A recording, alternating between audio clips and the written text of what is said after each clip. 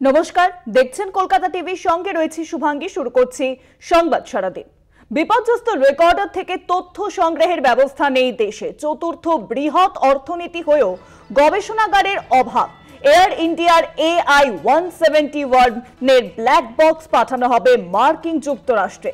Data ডিকোডের জন্য পাঠানো হবে মার্কিন যুক্তরাষ্ট্রে পাঠানো হবে ব্ল্যাক বক্স। AI-171 যে বিমান দুর্ঘটনার কবলে পড়ে, বিমান দুর্ঘটনা হয়, তাতে ছিল 242 জন যাত্রী। বরাত জুড়ে একজন যাত্রী বেঁচে যান, 241 জন যাত্রীরই মৃত্যু হয়, তাতে ছিল ক্রিউ সদস্য থেকে বহুজন। এবং এই ঘটনায় একটি ব্ল্যাক বক্স উদ্ধার হয়েছে এবং সেই ব্ল্যাক বক্স এবার পাঠানো হবে মার্কিন যুক্তরাষ্ট্রে। আর এই বিষয়ে আরো জানবো, ফোন লাইনে এখন সঙ্গে রয়েছেন আমাদের প্রতিনিধি রিয়া মাঝি। রিয়া, আমরা দেখেছিলাম যে ব্ল্যাক বক্স উদ্ধার হয়েছে তার তদন্ত হবে বলে জানা যাচ্ছিল, কিন্তু সেই ব্ল্যাক বক্স এবার মার্কিন যুক্তরাষ্ট্রে পাঠানো হবে কেন? দেখো, তোমার জানিয়ে রাখবো যে AAIB অর্থাৎ এয়ারক্রাফট অ্যাক্সিডেন্ট ইনভেস্টিগেশন ব্যুরো, এই এজেন্সির ওপরেই কিন্তু দেওয়া হয়েছিল তদন্তভার। AI-171 যে অভিশপ্ত বিমান টেক অফ করার পরেই যেটি ক্র্যাশ করে গিয়েছিল, এই বিমান নিয়ে কিন্তু শুধু গোটা দেশে নয়, দেশের বাইরেও অর্থাৎ ইন্টারন্যাশনালি এটা নিয়ে কিন্তু রীতিমতো চর্চায় এসেছে যে কিভাবে এই বিমানটি ক্র্যাশ করে গেল এবং এই বিমান কিভাবে ক্র্যাশ করলো তা জানতে এই বোয়িং 787 এর বা এই AI-171 এর যে ব্ল্যাক বক্স, একমাত্র ভরসা হচ্ছে সেই ব্ল্যাক বক্স যেটা ইতিমধ্যেই উদ্ধার হয়েছে।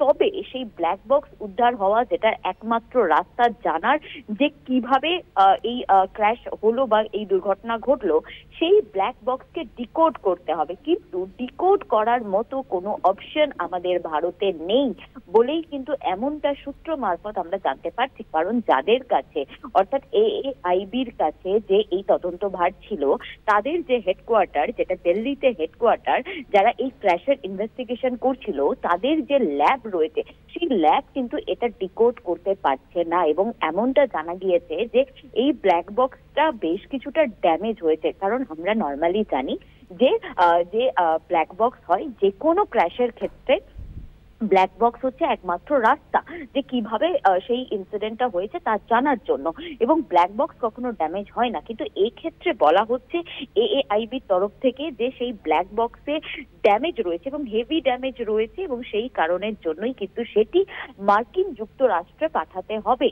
কারণ মার্কিন যুক্তরাষ্ট্রে পাঠালেই, অর্থাৎ তোমাকে জানিয়ে রাখবো যে national transportation of safety board যেটা রয়েছে ওয়াশিংটন ডিসিতে, সেখানে পাঠাতে হবে। সেখানে পাঠালে তারা সেটা ডিকোড করবে এবং সেই ডিকোড করার পরেই কিন্তু বোঝা যাবে যে কি কারণে এই অ্যাক্সিডেন্টটা হয়েছে। এবং প্রশ্নটা এখানেই উঠছে যে যেখানে যেটা বলা হয় যে ফোর্থ লার্জেস্ট ইকোনমি হচ্ছে ইন্ডিয়া, সেই জায়গা থেকে দাঁড়িয়ে কেন আমরা আমাদের ল্যাবের যে পরিকাঠামো সেটা কেন একদম যেটা উন্নত মানের নয়, যেখানে একটি ক্র্যাশ হলে সেটি জানা যাবে যে সেই ল্যাবে পরীক্ষা করার পর সেটা জানা যাবে যে কেন, এবং এর জন্য আমাদের মার্কিন যুক্তরাষ্ট্রের সাহায্য নিতে হচ্ছে।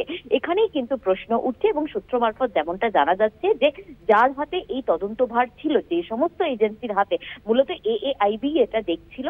এবং AAIB কিন্তু যেমন AAIBর তরফ থেকে কিন্তু ইতিমধ্যেই জানানো হয়েছে বলে সূত্র মারফত জানা যাচ্ছে যে এয়ারক্রাফট অ্যাক্সিডেন্ট